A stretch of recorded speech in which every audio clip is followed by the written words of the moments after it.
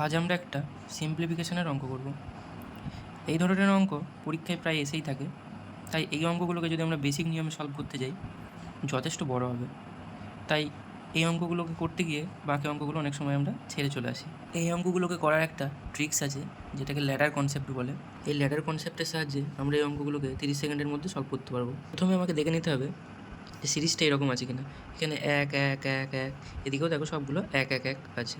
তাহলে এই ধরনের যদি সিরিজ থাকে তাহলে এই অঙ্কগুলোকে এই ল্যাডার কনসেপ্টের সাহায্যে করা যাবে। তাহলে প্রথমে এখানে কত আছে দেখো, 2/3 আছে।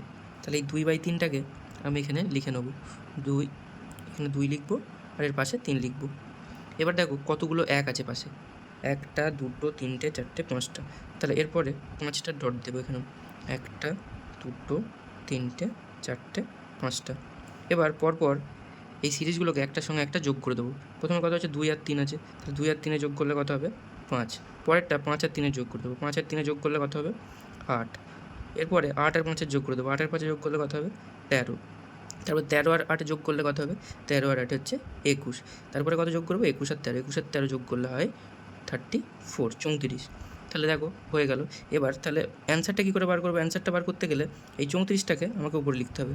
তাহলে 34 উপরে আর 21 আছে আগে, তাহলে 21টা নিচে। তাহলে উত্তর হবে আমার 34/21। এটাই হয়ে গেল অ্যান্সার। কত সহজেই 30 সেকেন্ডের মধ্যে অঙ্কটির অ্যান্সার বেরিয়ে গেল। এটাকে যদি বেসিক নিয়মে করতাম যথেষ্ট বড় হতো। এর অঙ্কটা আর এই অঙ্কটা দেখো, সিরিজটা দেখো সেমই আছে, কিন্তু এখানে একটা ডিফারেন্স আছে। ডিফারেন্সটা হলো এগুলো দেখো, আগেরটাই সব প্লাস ছিল আর এগুলোতে সব মাইনাস। তাহলে প্লাসের আর মাইনাসের ক্ষেত্রে শুধুমাত্র একটুখানি ডিফারেন্স আছে। তাহলে প্রথমে আমাকে কী করতে হবে, প্রথমে 1/5 আছে, 1/5টাকে লিখে নেব 1/5। এবার দেখো কতগুলো 1 আছে পাশে, 1টা 2টো 3টে। তাহলে এখানে 3টে ডট দিয়ে নেবো, 1টা 2টো 3টে। এবার প্লাসের ক্ষেত্রে যখন প্লাস ছিল তখন পরপর সংখ্যাগুলো যোগ করেছিলাম, এবার পরপর সংখ্যাগুলো বিয়োগ করতে হবে। তাহলে প্রথমে 5 থেকে 1 বিয়োগ করলে কত হবে 4 হবে। এবার 4 থেকে 5 বিয়োগ করব।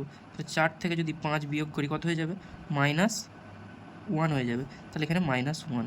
এবার দেখো -1 থেকে 4 বিয়োগ করব। তাহলে -1 থেকে যদি 4 বিয়োগ করি তাহলে কত হবে, -1 -4 কত হয়ে যাবে, -5 বেরিয়ে যাবে। দেখো এখানে -5 হয়ে গেল। তাহলে অ্যান্সারটা কত হলো? অ্যান্সারটা বার করতে গেলে প্রথমে যে শেষ সংখ্যাটা আছে সেই শেষ সংখ্যাকে লিখতে হবে। শেষ সংখ্যা কত আছে, -5, আর তার আগের সংখ্যাটা নিচে হবে। তাহলে -1। তাহলে দেখো -5/-1, তাহলে এখানে মাইনাস মাইনাস কেটে গেল, 5/1 মানে হচ্ছে অ্যান্সার হচ্ছে 5। এটাই অ্যান্সার বেরিয়ে গেল। কত সহজে উত্তরটা বেরিয়ে গেল। এই অঙ্কটি ভালো লাগলে সাবস্ক্রাইব করে বেল আইকনটি অন করে দিও।